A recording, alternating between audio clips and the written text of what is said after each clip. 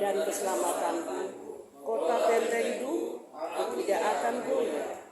Berapa lamakah kamu hendak menyerbu seseorang, hendak meremukan lihai kamu sekalian, seperti terhadap dinding yang miring, terhadap tembok hendak roboh? Mereka hanya bermaksud menghempaskan dia dari kedudukan yang tinggi. Mereka kepada dusta, dengan mulutnya mereka memberkati, tetapi dalam hatinya mereka mengkutuk. Hanya pada Allah saja kiranya aku tenang, sebab daripadanya lah pengharapanku. Hanya dialah gunung batuku dan keselamatanku, kota bentengku, aku tidak akan goyah. Pada Allah ada keselamatanku dan kemuliaanku, gunung batu kekuatanku, tempat perlindunganku ialah Allah. Percayalah kepadanya setiap waktu, hai umat, curahkanlah isi hatimu di hadapannya. Allah ialah tempat perlindungan kita selalu. Hanya anginah saja orang-orang yang hina, suatu dusta saja orang-orang yang mulia. Pada neraca mereka naik ke atas, mereka sekalian lebih ringan daripada angin. Janganlah percaya kepada pemerasan. Janganlah menaruh harap yang sia-sia kepada perampasan. Apabila harta makin menambah, janganlah hatimu melekat padanya. Bersama-sama satu kali Allah berfirman, dua kali aku dengar bahwa kuasa dari Allah asalnya, dan daripada yang juga kasih setia, ya Tuhan, sebab Engkau membalas setiap orang yang menurut perbuatannya. Mari kita nyanyikan lagu pujian Hanya Yesus Jawaban Hidup.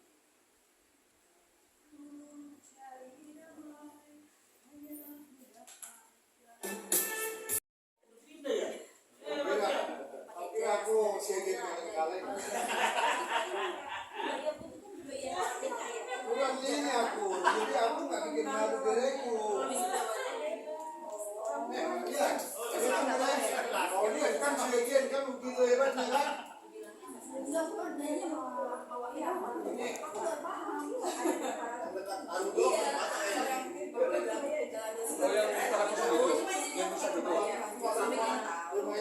Udah isut ini ya. Oh yang pas ke dalam. Kan dijual itu Di rumahnya bekas. Sudah Amang Inang semua yang saya kasihi, sangat sukacita ya. Seharian memang hari ini adalah hari Tuhan ya, dari subuh sampai kita pagi, siang, tadi sampai sore baru pulang ya, kemudian mempersiapkan firman Tuhan dan tibalah kita bertemu di tempat ini ya, dengan kondisi yang luar biasa sehat. Saya melihat juga saudara-saudaraku nggak ada perubahan ya, cantik-cantik semua. Itu berapa, saya tadi sampai berapa puluh tahun yang lalu. Jadi patternnya nggak ada yang sedikit ada merahnya atau apa, malah lebih cantik. Amin.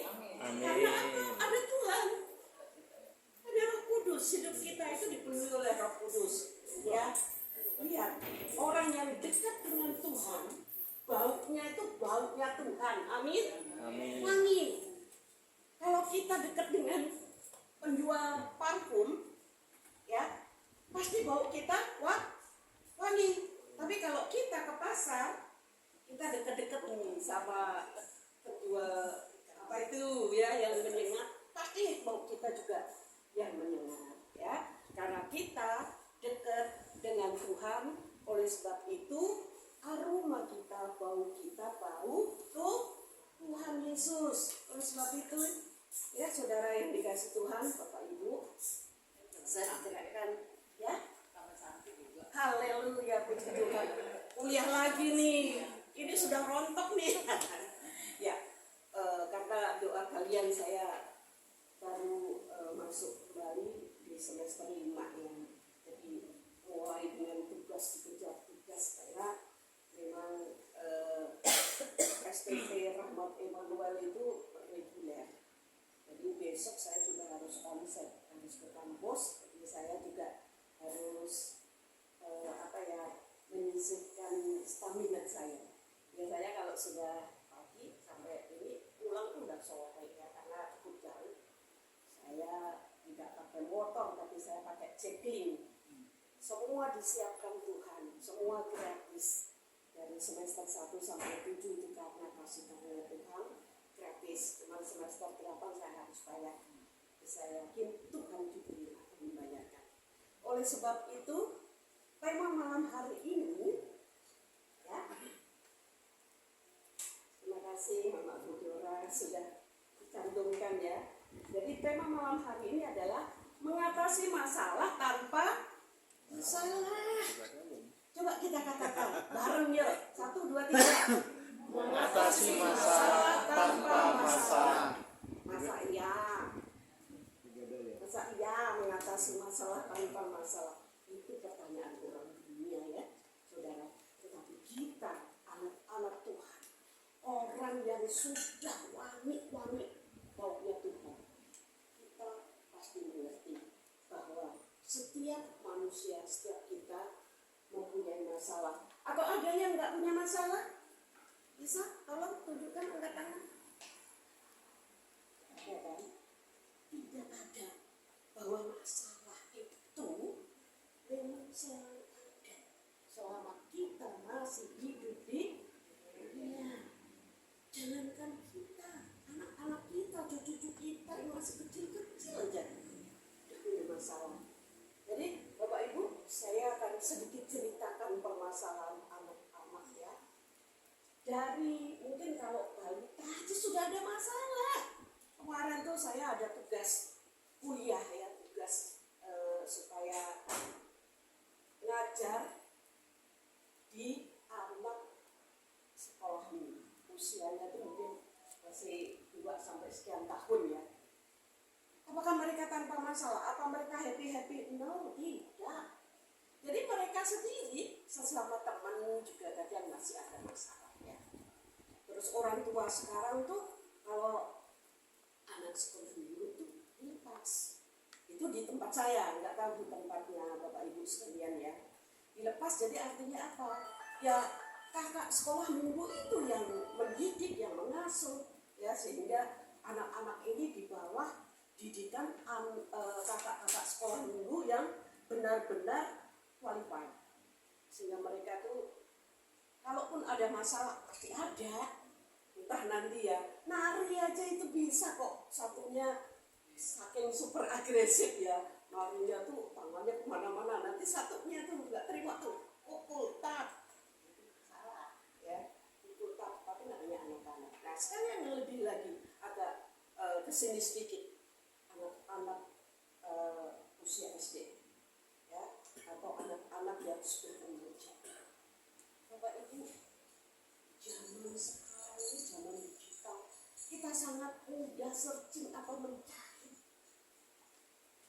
pokok-pokok atau tema-tema tentang anak-anak remaja. Apa sih masalahnya? Yang sekarang lagi ngetren itu bullying, ya bullying. Jadi sangat memprihatinkan anak-anak yang dibully. Bahkan anak rohani saya kuliah di STTR, saya dapat anak rohani di mana dia juga yatim piatu, baru 17 tahun, anak Kalimantan. Ini aneh anak ini waktu saya pegang itu. Susah banget kalau online disuruh on cam. Itu selalu nanti yang dimunculkan tuh gambar hewan lah, gambar apa. Tapi ketika saya berusaha mendekati, ada apa? Sudah, karena saya kan lebih senior ya, lebih senior. Dia panggil saya Opung, karena saya memang di situ tuh senior dan hampir semua manggil opung. Puji Tuhan, haleluya, berarti bisa mengayomi sehingga anak ini percaya. Ternyata anak ini sudah tidak punya orang tua dan pernah mengalami bullying ketika dia SMP. Nah, ketika dia tidak ada yang bimbing kasih sayang orang tua, kemudian dia mendapat tekanan, mendapat bullying, itu sangat merusak karakternya. Sehingga ketika saya temui dia itu sering gak pernah, kalau kita namanya tuh orang patin, bukan patin ya, tapi memang patin gitu, orang patin ya, anak Kalimantan ya.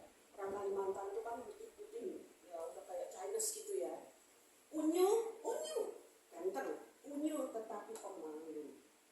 Saya korek di sini, ternyata waktu SMP pernah dibully, pernah ditekan oleh kawan-kawan. Akibatnya apa? Dia tidak peduli. Jadi setiap dia berbicara, setiap kita ajak ngomong, tidak pernah memandang kita, tidak pernah melihat mata kita. Jadi selalu dia tuh sibuk untuk memandang ke arah lain. Nah, itu psikologisnya. Memang akibat tekanan atau bullying kepada anak-anak, apalagi dia udah remaja waktu itu sungguh-sungguh tekanan yang berat. Nah, di situ apa tugas kita sebagai yang senior? Saya mulai pendekatan kepada ibunya, mulai saya bimbing, saya ajari dengan kasih sayang seorang orang tua. Ada dia nggak punya dulu, saya dia nggak punya dulu. Di situ pelan-pelan, saya bilang, saya ajak makan, biasanya makan, ajak lagi satu teman. Disitulah kita konseling, ya. Jadi ketika dia mulai kita ajak ngomong gitu ya, kita harus berani, gitu. Cowok ini, misalkan pandangan itu kan harus, tapi sebelumnya saya kasih motivasi. Patin, kamu sekolah teologi itu untuk apa? Benar usiamu masih 17 tahun. Tapi kamu harus menemukan tujuanmu dulu. Itu udah dia pokoknya pengen menyembunyikan apa, pengen ngumpetin wajahnya. Ayo doa, kalau dia jadi apa? Begitu saya ajak doa dulu, kita udah makan, dia minum dulu ya, baru saya konseling. Dari situ saya ajari, kamu calon hamba Tuhan, kamu calon pemimpin. Jadi ketika seseorang ngajak omong kamu berinteraksi, harus mau kamu berani pandang mata orang itu. Sampai tadinya dia udah mau ngumpetin, langsung sampaikan, pandang dulu opung, gitu. Iya opung, lototin mata opung. Tadinya nggak berani gini ya. Doa lagi gitu ya, supaya roh yang menekan jiwanya itu lepas. Sekarang puji Tuhan dia sudah mulai bisa berinteraksi, sudah mulai punya teman. Nah, ini Bapak Ibu yang saya katakan bahwa setiap kita, setiap orang, mau yang kecil, mau yang sudah remaja, itu mempunyai masalah. Ya, masalah. Kemudian bagaimana dengan yang nyong-nyong, yang ganteng, yang cantik-cantik di belakang? Apakah kalian tidak punya masalah? Ada kan? Jadi ternyata semua masalah ini kayak virus. Apalagi sekarang ya, zaman gadget, zaman digital Bapak Ibu ya, kita cepat sekali. Apalagi kalau kita punya komunitas grup WA ya, seperti persekusi ya, ngeri itu sebetulnya, ngeri banget persekusi. Sekarang ada penutupan, penolakan pembangunan gereja dan sebagainya. Dan hal itu sangat mudah kita dapat melalui apa? Gadget kita. Ini pintar, tetapi jangan salah ya. Ini kelihatannya pintar, tapi bisa juga ini jadi iblis kalau disalah. Tetapi kalau seperti saya, sekarang kan zaman AI,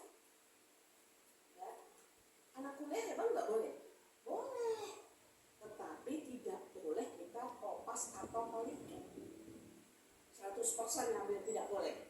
Itu akan ketahuan. Boleh kita pakai AI. Benar nggak Bang? Boleh, tetapi hanya untuk, nah, di situ poin-poin dan kita harus mengembangkan. Nah, inilah kecanggihan dari multimedia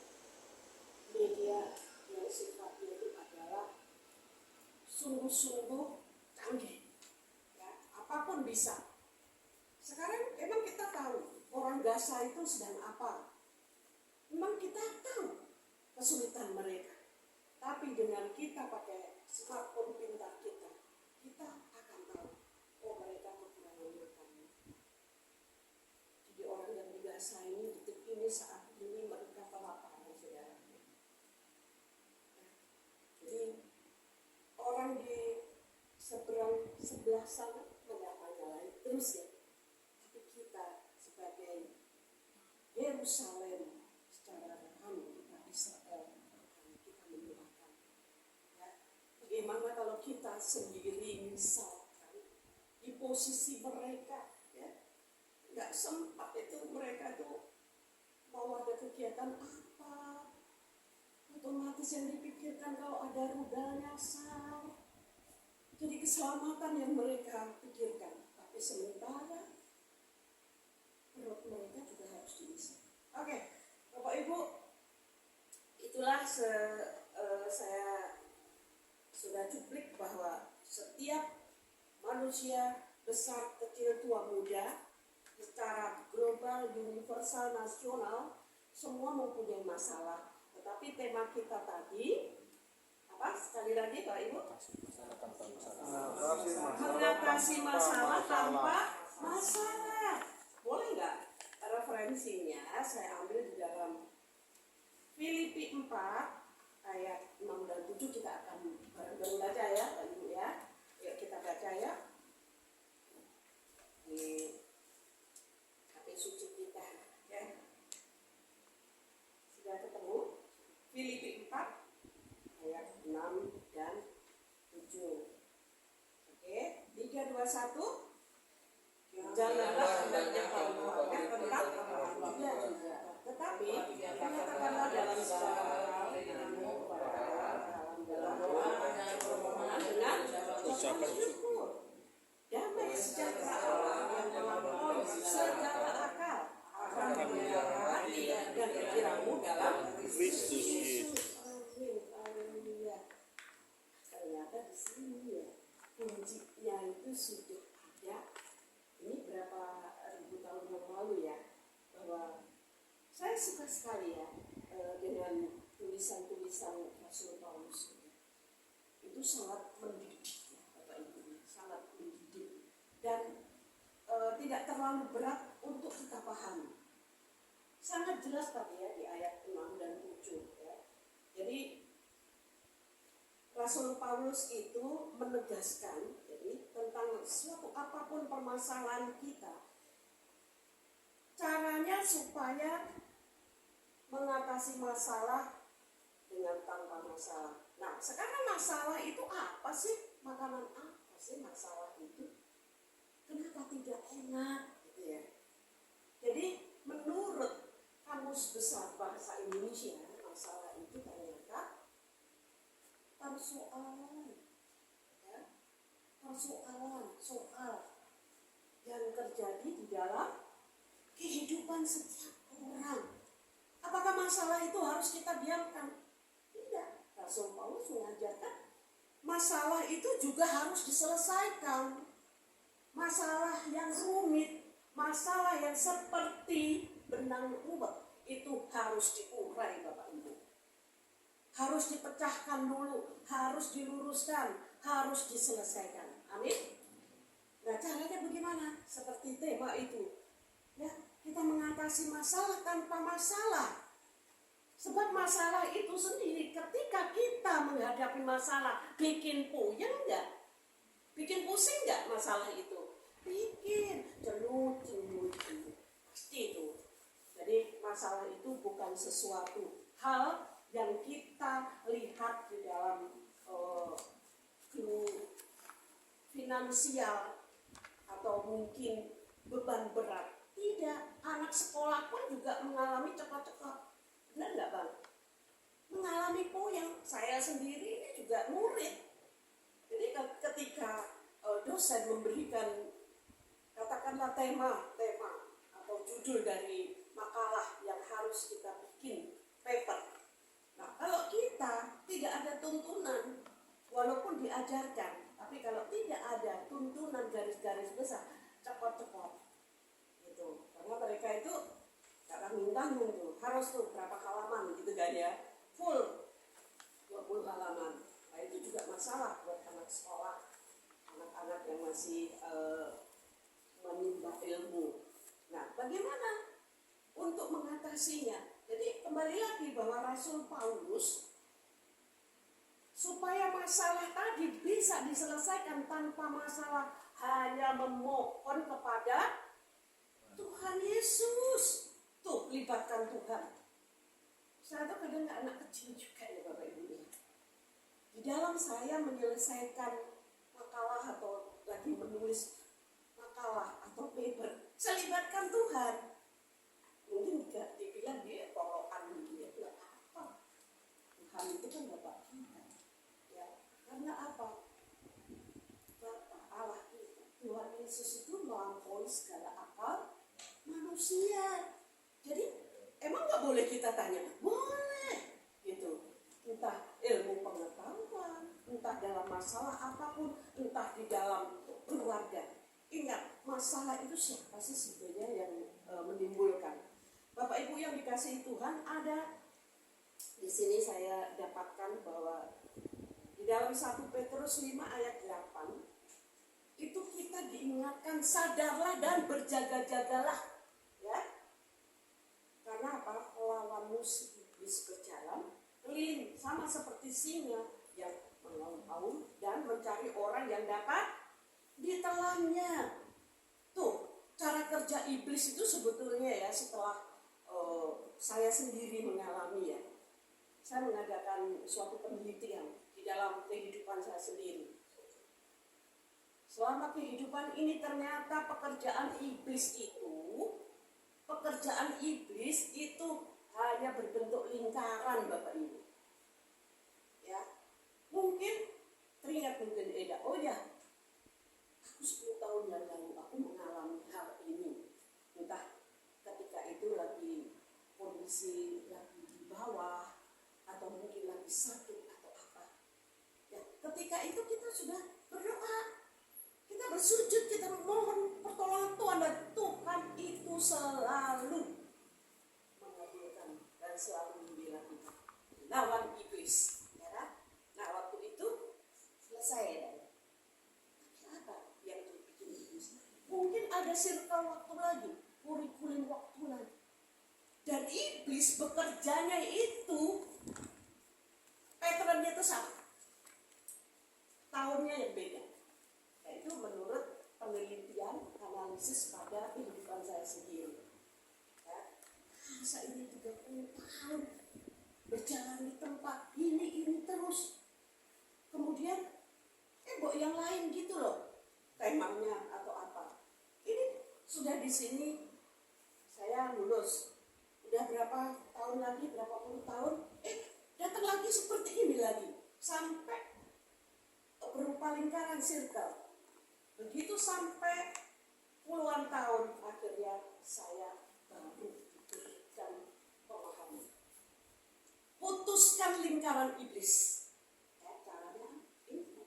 Mungkin dulu kita belum paham bahwa setiap masalah kita bisa mengadu ke Tuhan, setiap masalah kita bersujud, setiap masalah kita serahkan dan kita minta tolong Tuhan. Bukan, oh aku sudah serahkan, aku berserah. Bagaimana kita juga bisa turut serta? Karena yang mengalami kita, iblis misalkan, si A selalu dia kalau iblis sudah menjatuhkan tuh di bidang ekonomi. Dan ini sudah berpuluh-puluh tahun saya alami. Sekarang usia saya sudah 66 tahun, dia masih bekerja di sini terus. ketika saya belum memahami bahwa menyelesaikan masalah tanpa masalah itu harus bagaimana. Kalau kemarin kita pakai ini, cara kita.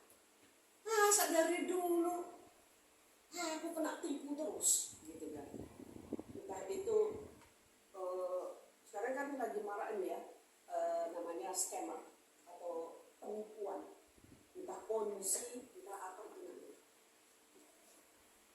Saya juga malu pada sahabat Tuhan, kamu udah tahu, tapi kamu tetap aja bandel. Saya baru kena 50 juta lagi karena ponzi itu bang.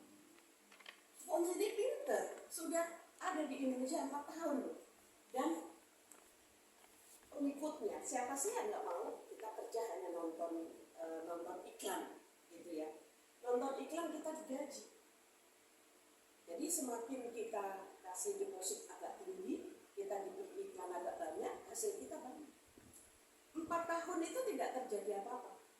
Ya kok barusan 3 bulan saya ikut langsung kabur skemernya sampai detik ini.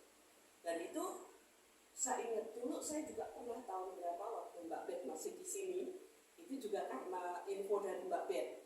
Itu bonus juga dulu namanya Pandawa Group. Ya, kita itu diiming-iming fee yang besar. 1 bulan itu dapat 10%. Terus itu kenapa ya? Kita udah tahu bahwa, tapi kadang kita suka argumen. Aku waktu mau ikut itu aku udah doa loh. Aku udah izin sama Tuhan. Perasaan kita Tuhan mengizinkan, tapi ternyata tidak. Itu perasaan kita aja Bapak Ibu. Jadi hati-hati, iblis itu kerjaannya menipu, kayak scammer itu penipu. Di platform scammer itu penipu semua. Jadi orang seluruh Indonesia kemarin mau ditipu semua. Jadi udah cukup ratusan ribu orang ya. Tapi saya dikuatkan juga oleh firman, kesadaran saya juga. Saya tidak mau stres ya di kondisi perekonomian yang sulit. Kita masih ditipu ya. Kemudian saya tidak mau stres. Kalau stres itu tujuan iblis yang menjatuhkan saya. Akhirnya apa? Saya ingat firman ini bisa berdoa semuanya. Namanya iblis itu selalu melindungi kita, mencari celah di mana titik yang dia bisa masuk. Nah, kemudian dia masuk ke situ. Saya dapat tema ini juga baru nih tema ini saya baru dapat gitu loh. Jadi kedepannya saya mohon pada Tuhan jangan terkena tipu lagi. Jangan terkena. Kita semua kita harus wise bahwa akhir zaman ini zaman sukar, zaman sulit, banyak sekali penipu, orang jahat banyak sekali. Karena apa ya? Sehingga iblis tadi berkeliling-keliling, lalu mengelilingi setiap orang di mana ada celah masuk dia. Bapak Ibu ingin tahu ya, ketika saya kan udah nggak kerja lagi ya, hidup saya tuh hanya untuk ladang Tuhan. Itu udah komitmen saya. Kalaupun Tuhan pelihara, itu mungkin melalui usaha kecil suami saya, cukup-cukup saja. Ketika kita mau ingin mendapatkan tambahan income, itu bukan untuk kami, karena pelayanan saya juga banyak, anak-anak rohani yang harus saya support. Tapi saya tidak menyalahkan Tuhan, tapi saya mengatakan pada jiwa saya begini: semua harta, kekayaan, uang apapun, bahkan keluarga, mau suami, mau istri, mau orang tua, mau kakek, mau nenek, itu hanya titipan Tuhan semata. Ada amin? Ibu Bapak? Nah, kalau titipan itu suka-suka Tuhan dong. Kan Tuhan yang nitipin. Kapan Tuhan mau ambil, suka-suka Tuhan. Sama dengan kehidupan kita. Makanya dikatakan kematian itu bagaikan pencuri di malam hari. Kita tidak pernah tahu. Begitu juga akhir dunia atau akhir zaman. Tidak ada seorang pun yang tahu. Itu waktu itu hanya Tuhan yang tahu. selesai saya baca kitab, saya dipanggil Tuhan, emang saya tahu? Tidak. Tapi saya anggap memang kehidupan saya, keluarga saya, semua yang diberikan Tuhan itu hanya titipan sementara. Dan kita harus merawat itu, harus merawat titipan itu. Amin. Harus pinter-pinter ya. Oke Bapak Ibu, kemudian apa yang harus kita lakukan? Nah ini penting ya, penting sekali ya. Jadi kita harus, setelah kita tahu masalah kita juga harus tahu apa tindakan yang harus kita ambil ya, supaya kita dapat mengatasi masalah itu tanpa masalah. Jadi ada tiga poin ya. Yang pertama itu, satu, jangan ragu untuk membawa masalahmu kepada Tuhan dalam doa. Jangan ragu. Kita bicara aja sama Tuhan kalau kita punya masalah. Kan Tuhan itu Bapak kita. Ngomong aja seperti kepada Bapak kita. Ya, semua masalah kita, apa kesulitan kita, apa yang menjadikan kita terpuruk, apa yang menjadikan kita terjatuh. Ngomong aja, ngobrol. Kalau malu di ruang tamu, masuk kamar, kunci kamar, bicara sama Bapak kita. Ya. Yang poin kedua, percayalah bahwa Tuhan dapat membantu kita untuk mengatasi masalah-masalah kita. Saya tidak mengatakan Bapak Ibu, tetapi termasuk saya. Karena saya sendiri sekalipun hamba Tuhan. Hamba Tuhan itu masalahnya lebih besar daripada yang bukan hamba Tuhan, Bapak Ibu. Incaran iblis itu adalah hamba Tuhan. Target terbesar adalah hamba Tuhan. Tapi kalau kita sudah percaya, kita sudah dipilih, kita sudah dititipin, apa yang bisa kita bikin? Menolak pun tidak bisa. Oke, yang ketiga, mengatasi masalah tanpa masalah. Kita harus mengucap syukur atas segala sesuatu untuk setiap masalah-masalah kita. Ya. Jadi kemudian Bapak Ibu, kalau kita pandai-pandai bergaul dengan Tuhan, kalau kita pandai-pandai curhat sama Tuhan, kalau anak muda kan curcol ya, kalau ada curcol ya. Nah, itu artinya kita mengutarakan isi hati, mengutarakan masalah kita kepada Tuhan. Jadi 3 catatan jangan dilupakan ya, jangan dilewatkan tadi, bahwa kita pertama kali harus apa? Masih ingat?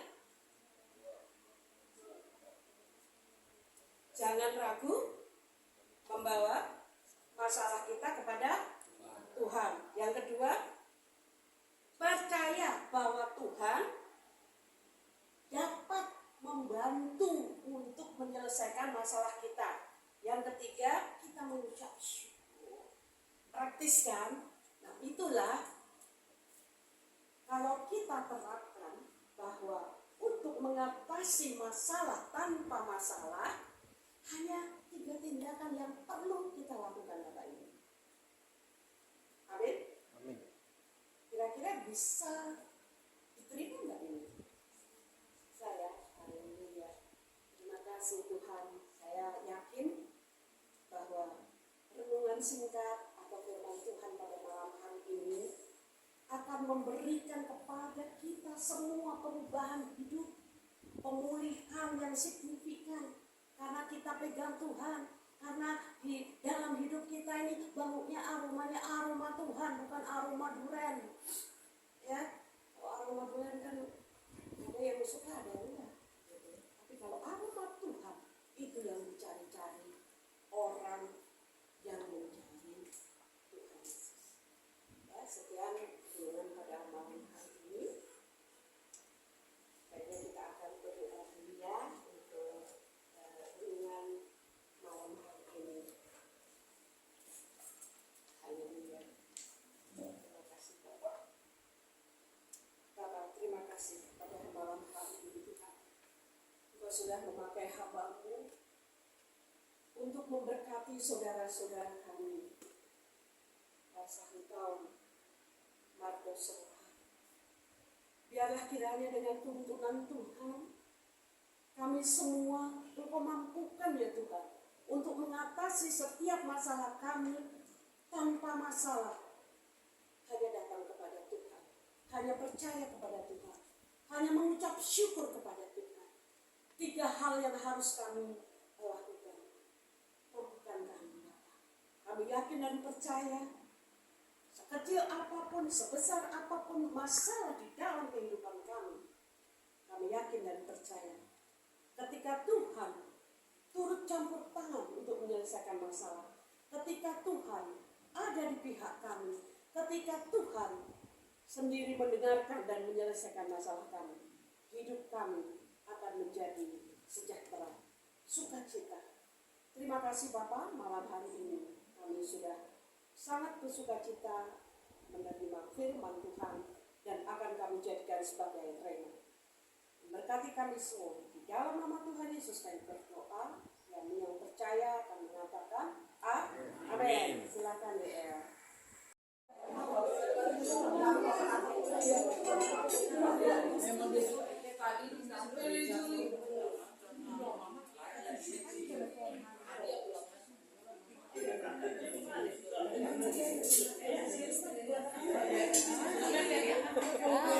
Terima kasih pelayanannya. Meri kembali kasih dan ya.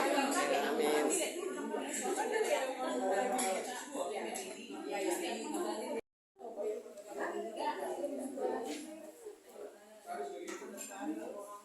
Kita silakan. Ya makan. Iya, dulu anak mang.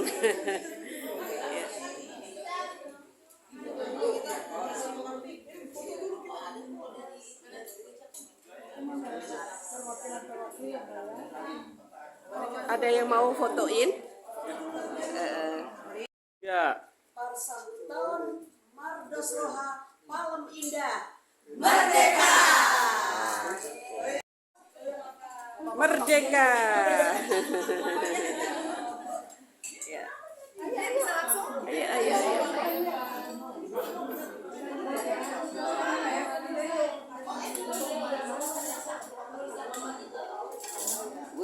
Mantap. Ini Batak banget nih. Tuh dari sini bagus tuh. Makan dulu. Iya.